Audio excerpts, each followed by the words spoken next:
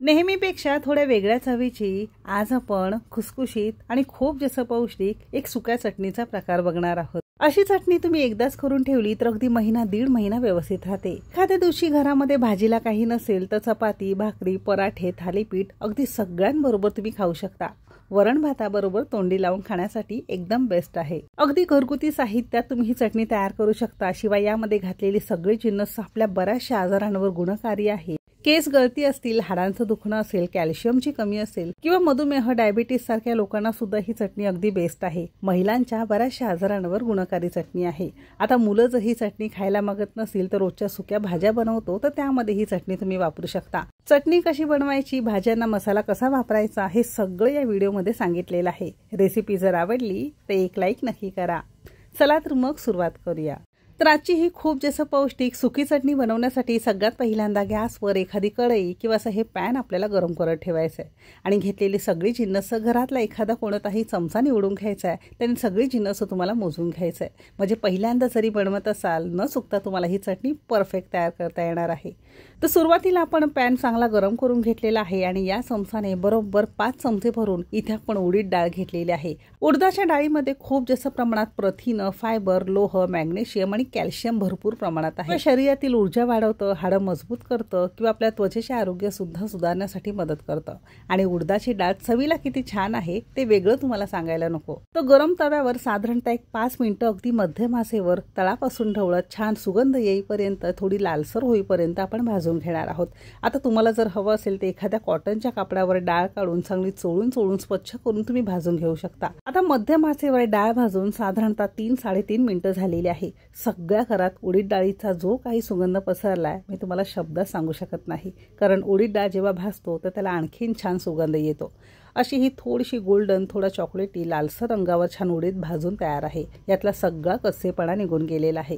अशी ही खरपूस भाजलेली डाळ एका सेपरेट ताटामध्ये आपण काढून पंख्याखाली थंड करायला सोडून देणार आहोत। सेम पॅनवर बरोबर 5 चमचे आपण इथे कच्चे शेंगदाणा घेतलेला आहे। शेंगदाणा ज्यांना कोणाला चालत नाही, बऱ्याच जणांना एलर्जी सुद्धा असते, तर अशा वेळेस भाजलेली फुटाणे किंवा भाजलेले चणा डाळ असते ती सुद्धा तुम्ही इथे वापरू शकता। आणखीन जास्त हे पौष्टिक होईल। सोबतच इथे आपण 2 चमचे किसलेलं किंवा बारीक तुकड्यांमध्ये सुकं खोबरं घेतलेलं आहे।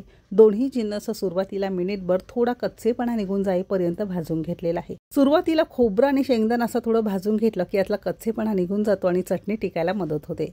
1 मिनिटानंतर 2 चमचे आपण इथे कच्चं तेल घातलेलं आहे। पुन्हा थोडंसं खरपूस कुरकुरीत होईपर्यंत दोन्ही जिन्नस भाजून घेतलेली आहे। पूस भाजून घेतलेलं खोबरं, शेंगदाणा असं हे पॅनच्या कडेला लावून घेतलेलं आहे आणि मध्यभागी चमचाभर आपण इथे धने घेतलेले आहे, अर्धा चमचा साधं जिरं घेतलेलं आहे, अगदी पाव चमचा ओवा घेणार आहोत। ओवा जरूर घालायचा कारण अन्न पचायला मदत करतं, जिरा पचनशक्ती वाढवतं। सोबतच 2 मोठे चमचे भरून इथे आपण पांढरे तीळ घेतलेले आहे। जर घरामध्ये खसखस असेल तर अर्धा चमचा खसखस सुद्धा तुम्ही इथे वापरू शकता।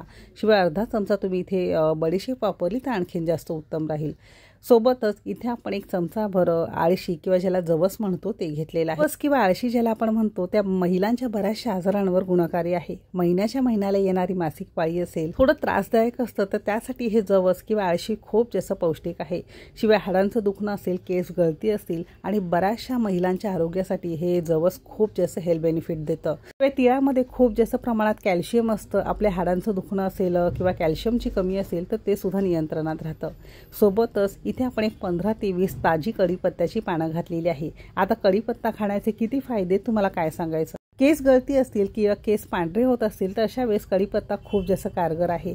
भाजीमध्ये, वरणामध्ये आपण कढीपत्ता घातला की तो वेगळा काढला जातो, म्हणून चटणीमध्ये असा घातला की आपसूक न कळत हे सगळीच पौष्टिक जिन्नस आपल्या पोटात जातात। जवस आहे, तीळ आहे, जिरा आहे, धने आहे, कढीपत्ता आहे असा खाल्ला जात नाही। मग अशा वेळेस चटणीमध्ये त्याची पावडर करून जर ठेवली तर रोजच्या रोज थोडी खाल्ली किंवा भाज्यांना घातली तर याचे सगळे पौष्टिक गुणधर्म न कळत आपल्या पोटात जातात आणि असे थोड्या प्रमाणात का होईना आपल्याला फायदे मिळतात। सोबतच चवीला छान चटणी होण्यासाठी इथे आपण 10 ते 12 लसणाच्या लहान पाकळ्या घेतलेल्या आहेत। आहेत. मोठ्या असतील तर थोड्या कमी घाला, लहान पाकळ्या असतील तर थोड्याशा जास्त वाढवू शकता.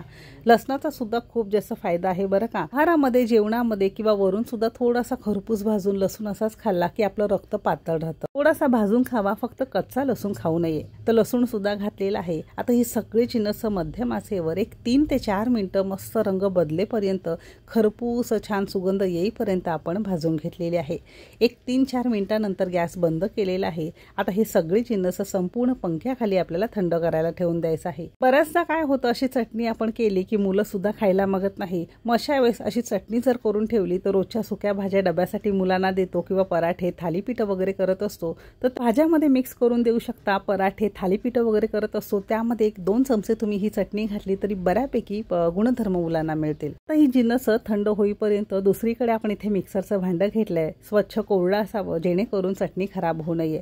आणि सुरुवातीला भाजलेली उडीद डाळ संपूर्ण पंख्याखाली 1-2 मिनिटं आपण थंड करून घेतलेली आहे.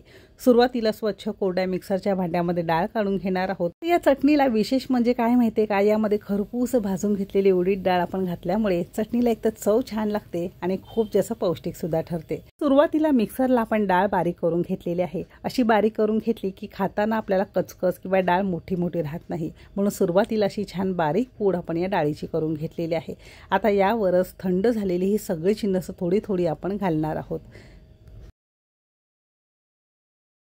आता यामध्ये चवीपुरतं मीठ घालणार आहोत. इथे आपण अर्धा चमचा मीठ घेतले, तुम्ही तुमच्या चवीनुसार मीठ घेऊ शकता.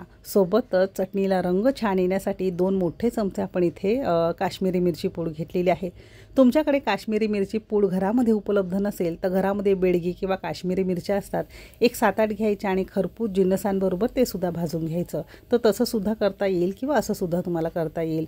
सोबतच अगदी पाव चमचा हळद घेतलेली आहे. हळद जरूर घालायची कारण एक तर चवीला छान चटणी लागते आणि हळद अँटीसेप्टिक सुद्धा आहे. म्हणजे एखाद्या वेळेस आपण आरबट सरबट काही खातो तर हळद अँटीसेप्टिकचं काम करतं. म्हणजे हळदीचं सुद्धा यामध्ये खूप जास्त बेनिफिट आहे. आणि मिक्सरला चालू बंद करत ही चटणी आपण छान मोठी मोठी फिरवून घेतलेली आहे. अजिबात तुम्हाला इथे कुठे तेलकट दिसत नसेल, एकदम सुटसुटीत आणि रंग सुद्धा बघू शकता अगदी मस्त आलेला आहे. एकदम सुटसुटीत, खुसखुशीत आणि अगदी मस्त चवीची थोड्या वेगळ्या पद्धतीत ही उडीद डाळ घालून ही चटणी तुम्ही सुद्धा नक्की ट्राय करा. संपूर्ण चटणी तयार झाली की संपूर्ण पसरून थंड करायचं आहे आणि एखाद्या हवाबंद डब्यामध्ये, काचेच्या बरणीमध्ये अगदी 1-1.5 महिना फ्रीजच्या बाहेर अगदी व्यवस्थित राहतं. लागेल तसं थोडंच करून खायचं आहे म्हणजे यातला खुसखुशीतपणा तसाच राहतो. चपाती, भाकरी, थालीपीठ, पराठे असतील अगदी सगळ्यांबरोबर ही चटणी तुम्ही तोंडी लावून खायला देऊ शकता. मसाले भात असेल, खिचडी भात असेल, वरण भात असेल, अगदी तोंडी लावून खाण्यासाठी मस्त लागतं. आता मुलं ही चटणी खायला मागत नसेल तर रोजच्या सुक्या भाज्या डब्यासाठी करता, रस्सा भाज्या करता, सगळ्या शेवटी चमचाभर पाव किलो भाजीसाठी तुम्हाला मसाला घालायचा आहे किंवा ही चटणी वापरायची आहे आणि गॅस बंद करायचा आहे. म्हणजे हे सगळे पौष्टिक गुणधर्म अगदी लहान असतील, मोठी मंडळी असतील, सगळ्यांच्या पोटात जाईल आणि अगदी सगळ्या वयोगटाला ही चटणी चालू शकते. रेसिपी आवडली असेल तर एक लाईक नक्की करा. चॅनेलवर नवीन असाल सबस्क्राईब करा. आपल्या कुकिंग तिकीट मराठीचे मसाले घ्यायचे असेल तर डिस्क्रिप्शनमध्ये व्हॉट्सअप नंबर दिलेला आहे, नक्की मेसेज करा. चला तर मग भेटू एक मस्त आणि जबरदस्त रेसिपीसोबत. तोपर्यंत मस्त खा आणि स्वस्त रहा.